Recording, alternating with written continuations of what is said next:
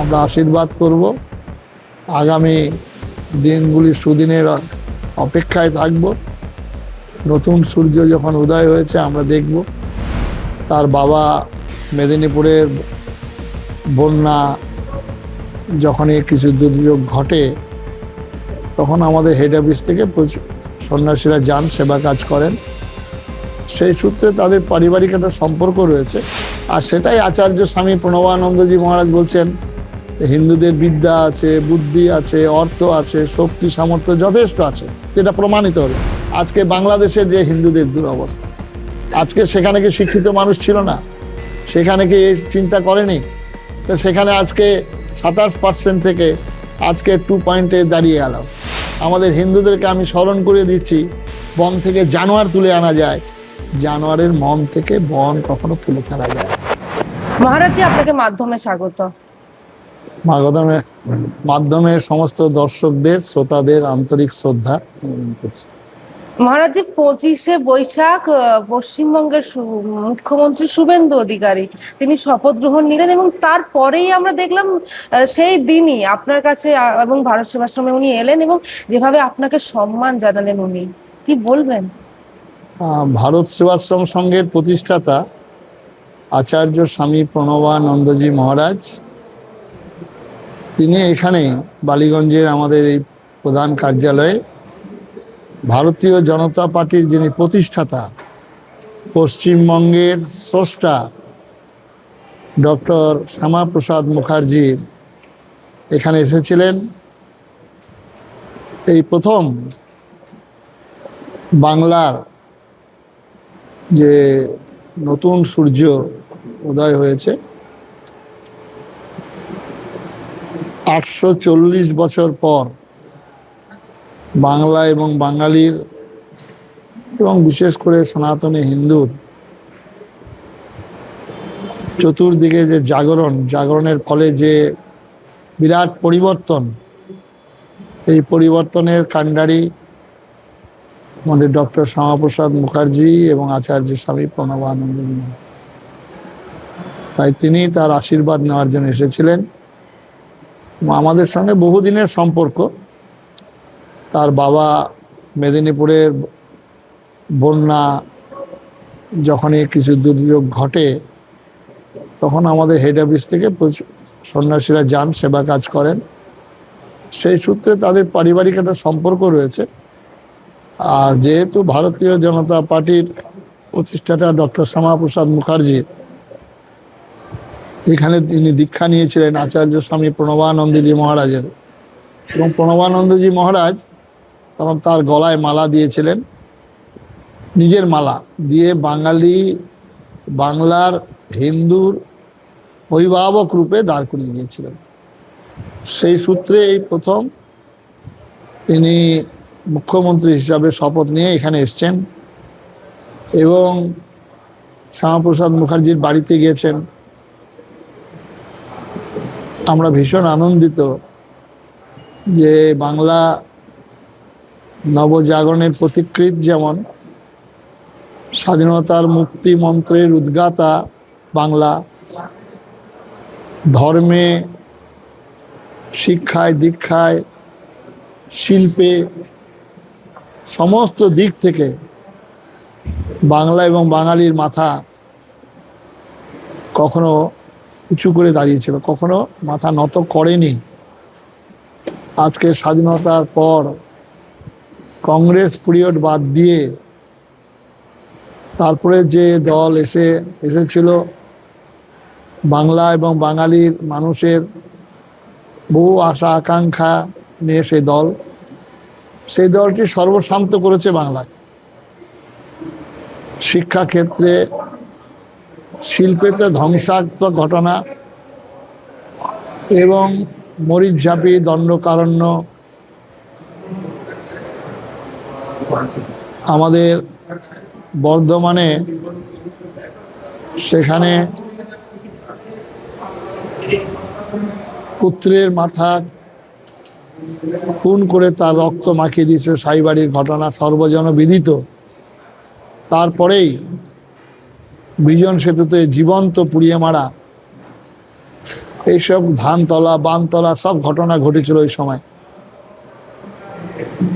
তার পরবর্তীকালে যে দলটিকে আমরা বাংলা এবং বাঙালিরা আমরা নিয়ে এসেছিলাম, সেই দলটার প্রতি বিরাট প্রত্যাশা ছিল। আমরা সততার প্রতীক হিসাবে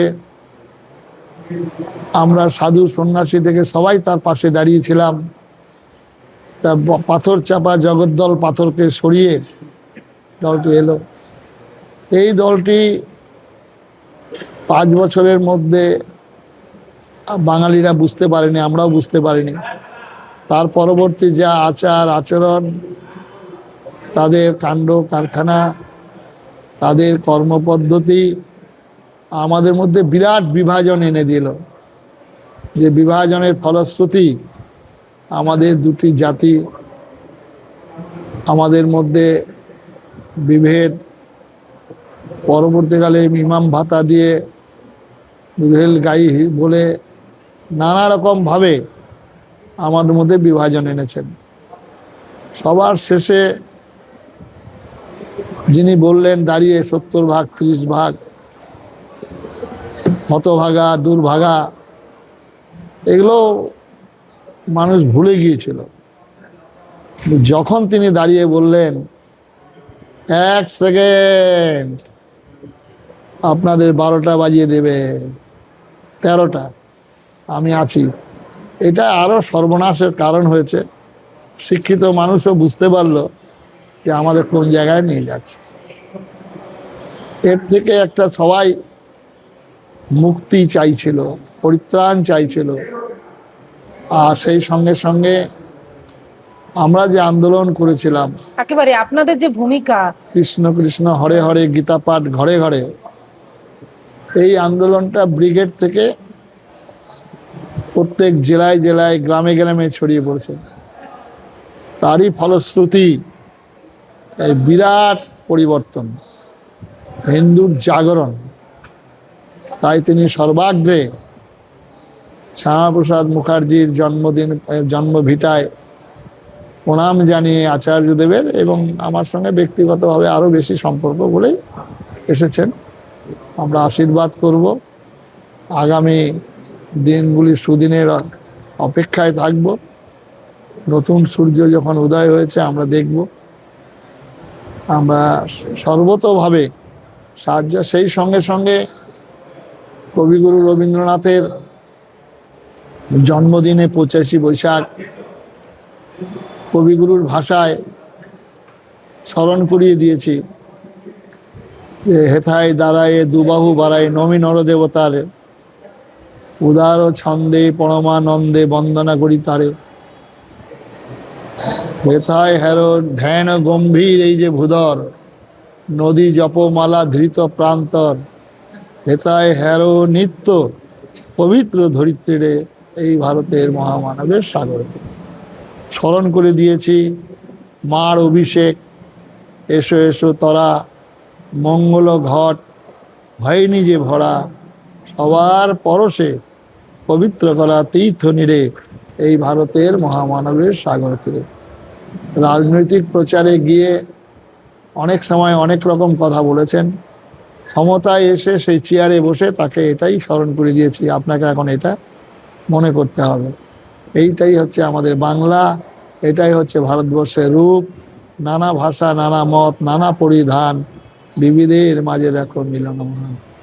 এটাই যেন সবার কণ্ঠ থেকে সবার মনে প্রাণে এটা গেঁথে থাকে, সেটাই।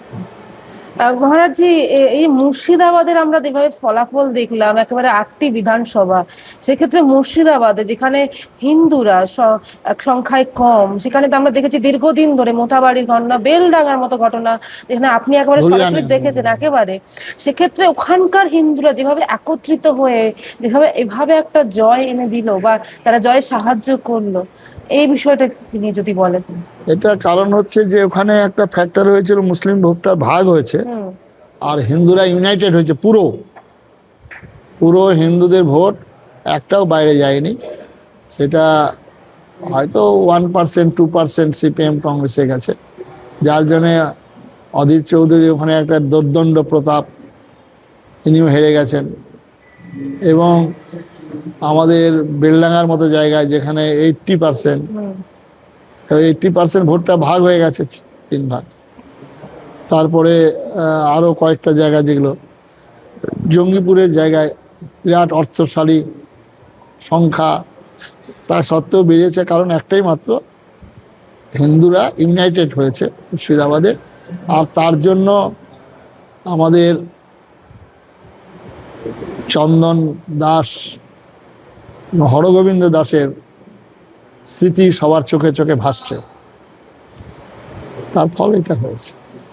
তারা দীর্ঘদিন ধরে তারা পুজো ঠিকঠাক করে করতে পারতেন না, বা তাদের উপর যেভাবে অত্যাচার করা হতো বা তাদেরকে একেবারে হুমকি, যে কথা আপনি একটু আগেই বললেন যে ভাগীরথীর জলে ভাসিয়ে দেওয়া হবে, তারা যেভাবে একেবারে ওদেরকে পরাস্ত করলো, এবার কি মনে হয় যে তারা নতুন আলো বা নতুন সূর্য দেখতে পাচ্ছেন? নিশ্চয়ই। এখন তো সমস্ত মিডিয়া বন্ধু থেকে, সাংবাদিক থেকে আরম্ভ করে ডাক্তার, প্রশাসন, সবাই একটা মনে করছে মুক্ত হওয়ার মধ্যে এসে, যেটা বদ্ধ ছিল, ভয় ছিল, ভীতি ছিল।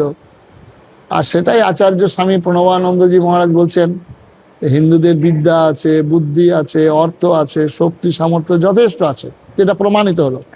কিন্তু নাই শুধু একতাবদ্ধতা, যার ফলে আমরা মার খেয়েছি, পরাধীন হয়েছি, আমাদের জুতো পিটা করেছেন। আর 700 বছর যাবৎ একটা দল জিতিয়ে গেল, আরেকটা দল 200 বছর যাবৎ চাপিয়ে গেল, তাও আমাদের শিক্ষা হবে। তা এখন যদি শিক্ষা হয়, তার জন্যে সবাই আসুন। আর এর জন্যে সমস্ত মিডিয়া বন্ধুরা আমাদের খুব সাহায্য করেছেন, সাংবাদিকরা সাহায্য করেছেন, সংবাদপত্র সাহায্য করেছেন।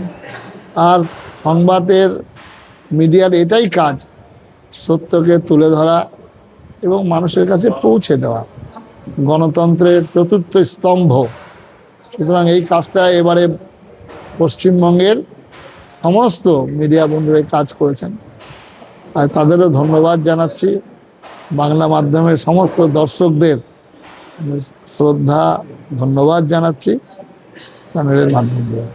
এই যে হিন্দুদের এক হয়ে যাওয়া বা তাদের যে এক হয়ে লড়াই করা, এই বিষয় নিয়ে, হ্যাঁ, এই যে হিন্দুদের এক হয়ে গিয়ে তারা যেভাবে একটা পরিবর্তন আনলো বা তারা যেভাবে একত্রিত হলো, সেক্ষেত্রে আপনাদের ভূমিকা বিশাল বড়। না, আমাদের ভূমিকা মানে আমাদের বিবেকানন্দের কথা, আচার্য স্বামী প্রণবানন্দজির কথা, আমাদের মুনি ঋষিদের কথা, সনাতন ধর্মের কথা, আমরা এটা সব জায়গায় প্রচার করছি। সনাতন ধর্মের মানুষ কখনো সংকীর্ণ হবে না, কখনো সাম্প্রদায়িক হয় না। আমরা একটা গাছকে পুজো করি, আমরা বনের পশু পাখিকে যে পুজো করি, আমরা নদীকে পুজো করি, আমরা পাথরকে পুজো করি, আমরা সাপকে পুজো করি, আমরা ইঁদুরকে পুজো করি, আমরা পেঁচাকে পুজো করি, আমরা হাঁসকে পুজো করি, আমরা ময়ূরকে। এইরকম একটা ধর্মের মানুষ কখনো সাম্প্রদায়িক সংকীর্ণ হতে পারে, এটা আমরা তুলে ধরেছি। সুতরাং এখানে মুসলিম ভাইদের তাদের এটা মনে করতে হবে, দেশটা তো বিভাজন হয়েছে ধর্মের ভিত্তিতে, এটা তো অতীব সত্য কথা, এটা কেউ তো অস্বীকার করতে পারবে না। তাহলে ধর্মের ভিত্তিতে দেশ ভাগ হওয়ার পর স্বভাবত এখানকার মানুষগুলো এক্সচেঞ্জ অফ পপুলেশন, যেমন পাঞ্জাবে হয়েছে। কিন্তু তথাপি বাংলার বাঙালির শিক্ষা দীক্ষা মানসিকতায় আমরা একসঙ্গে থাকব। খুব দুঃখের সঙ্গে বলতে হচ্ছে, আজকে বাংলাদেশে যে হিন্দুদের দুরবস্থা, আজকে সেখানে কি শিক্ষিত মানুষ ছিল না? সেখানে কি এই চিন্তা করেনি?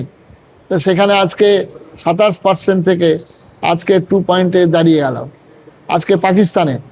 তার মানে এই ধর্মের যিনি স্রষ্টা, এই ধর্মের যে ধর্মগ্রন্থ, তাতে এমন শিক্ষা দেওয়া হয়েছে যে শিক্ষার ফলে হুমায়ুন এই কথা বলছেন, যে শিক্ষার ফলে ফিরহাদ হাকিম এই কথা বলছেন।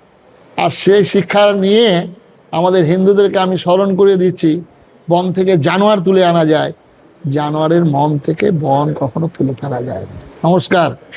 শেষ প্রশ্ন আপনাকে, বাবরি মসজিদ এবার কি? শেষ প্রশ্ন, বাবরি মসজিদ কি হচ্ছে এবার? বাবরি মসজিদ হতেই পারে, কিন্তু আমাদের আপত্তি বাবরি নামটা বাদ। মসজিদ কত হয়েছে পশ্চিমবঙ্গের স্বাধীনতার পর, যা মসজিদের সংখ্যা ছিল তার 5 গুণ বৃদ্ধি হয়েছে, তাতে আমাদের কোনো আপত্তি নেই। মন্দির হোক, মসজিদ হোক, তাতে আপত্তি নেই, সেটা তার ধর্মের মানুষরা বুঝবে।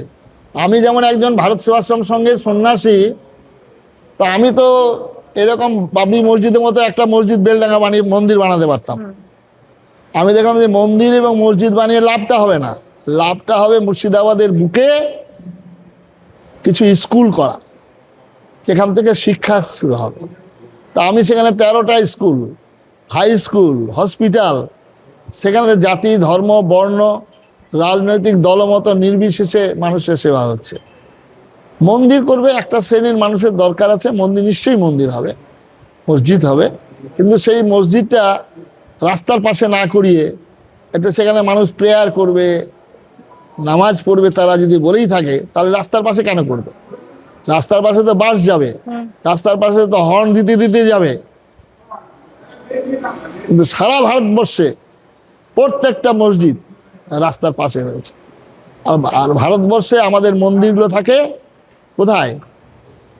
হোম ধুম সুরভিত, সামগান নিনাদিত, বেদমন্ত্র মুখরিত, তপবনে তপবনে।